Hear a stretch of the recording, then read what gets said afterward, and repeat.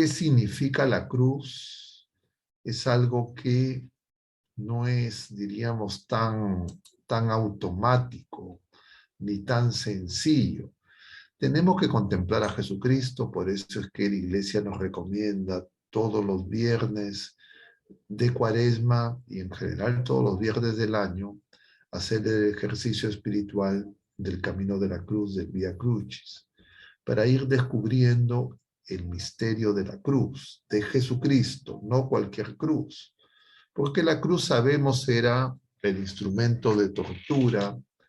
No es que lo hubieran inventado los romanos, pero diríamos los romanos lo usaron masiva y extensamente para reprimir, castigar, de una manera, entre comillas, ejemplar, para que nadie osara imitar a los que desobedecían a su imperio. La cruz de Cristo no es solamente ese instrumento, la cruz de Cristo es la manifestación plena, como decíamos el jueves pasado, del amor extremo de Dios en Jesucristo. Habiendo amado a los suyos, los amó hasta el extremo. Empieza esa especie de prólogo del capítulo 13 del Evangelio según San Juan, que nos presenta, es la antesala a lo que va a ser todo el misterio de la Eucaristía, que empieza en San Juan con el lavatorio de los pies, con ese servicio. Es decir, la cruz de Cristo es un amor extremo, que es un servicio, que produce dolor porque los seres humanos no lo acogen.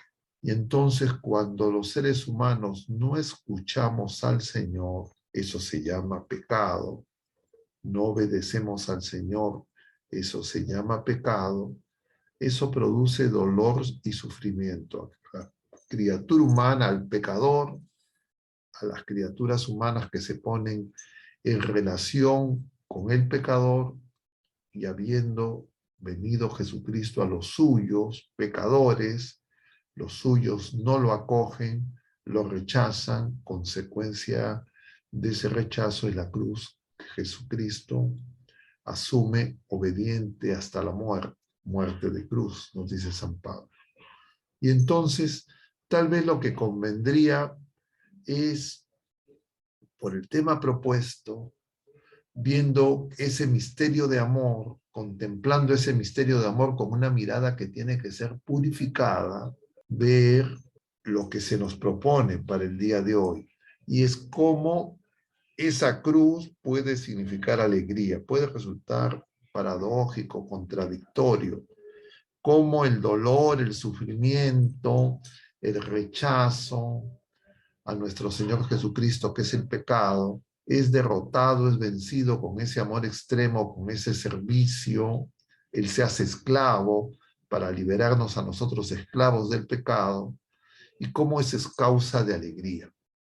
Y para eso conviene en primer lugar recordar que justamente Jesús empieza su vida pública llamando a la conversión, anunciando que el reino de Dios está cerca, y ese reino de Dios es Él es el Evangelio, Él es la buena noticia, Él es la alegría de las criaturas humanas. Sin Jesucristo y sin derrotar el pecado, nosotros no podemos experimentar ninguna verdadera ni auténtica alegría.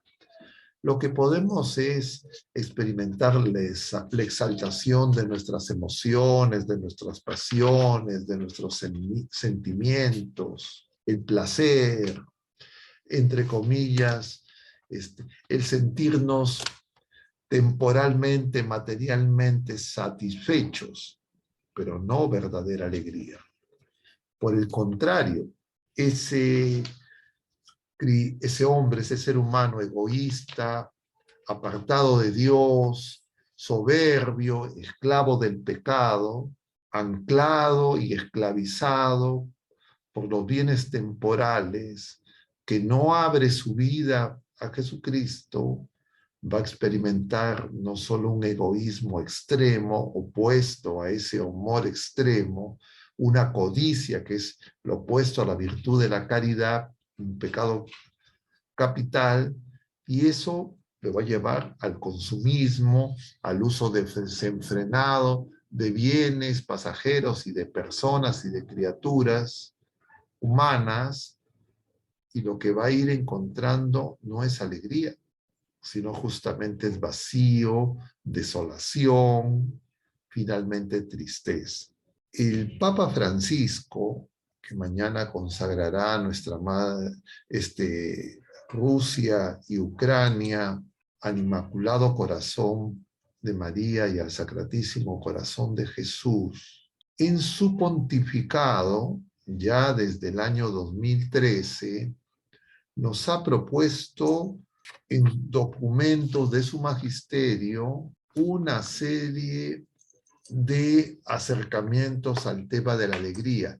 Claro, no es el primer papa que lo hace, lo han hecho todos los papas a lo largo del magisterio, pero sí es llamativo que el Papa Francisco ha insistido en esto.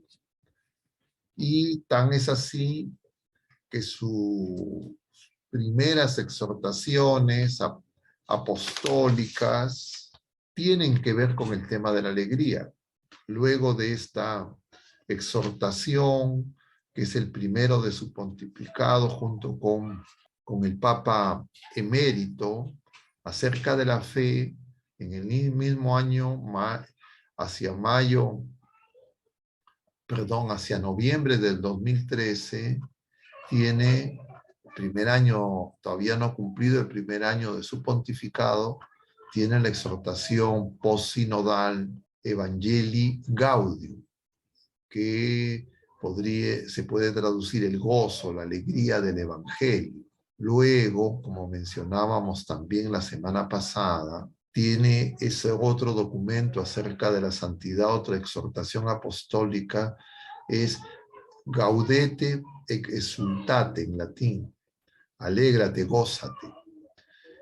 Y es que el tema de la alegría del Evangelio es consecuencia del encuentro o del reencuentro con Jesucristo. La causa, lo que produce alegría en el ser humano es Jesucristo.